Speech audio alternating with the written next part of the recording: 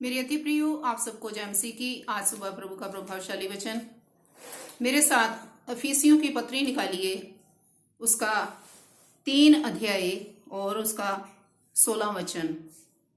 मैं प्रार्थना करता हूं कि वह अपनी महिमा के धन के अनुसार तुम्हें यह दान दे कि तुम उसके आत्मा से अपनी भीतरी मनुष्यत्व में सामर्थ्य पाकर बलवंत होते जाओ। आमीन।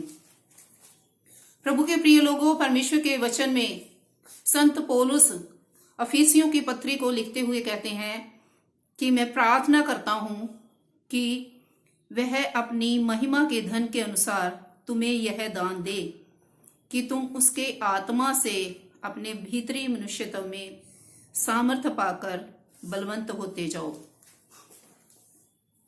हमने प्रभु की आत्मा से अपने भीतरी मनुष्यत्व में बलवंत होना है। और प्रभु का दास लिखता है कि मैं विनती करता हूं।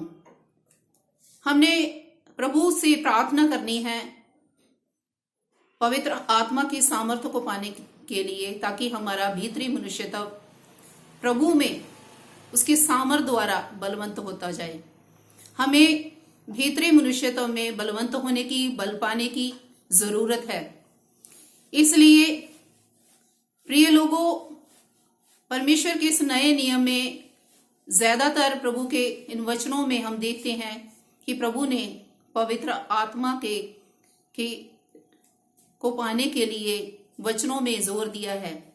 और प्रभु के दास संत पौलुस लिखते हैं कि आप प्रार्थना में प्रभु से परमेश्वर की पवित्र आत्मा की सामर्थ्य को पाएं, ताकि आपके मन की आंखें खुल जाएं।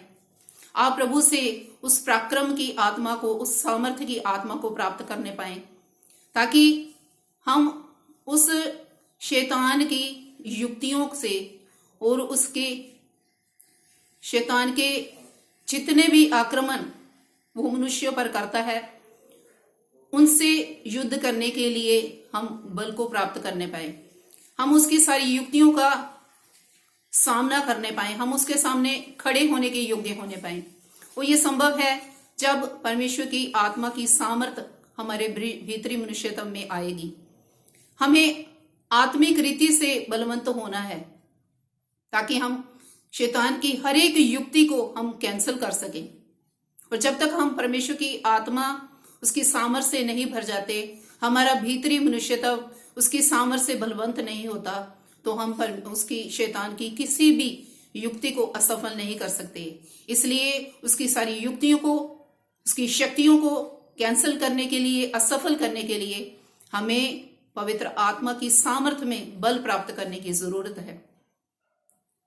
और जब हम परमेश्वर की आत्मा का सामर्थ्य को प्राप्त करेंगे तो हम शैतान की सारी युक्तियों को कैंसिल कर सकेंगे।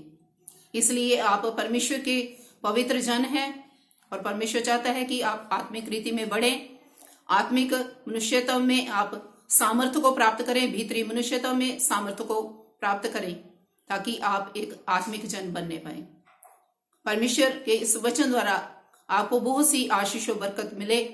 सबको जय मसीह की। God bless you all.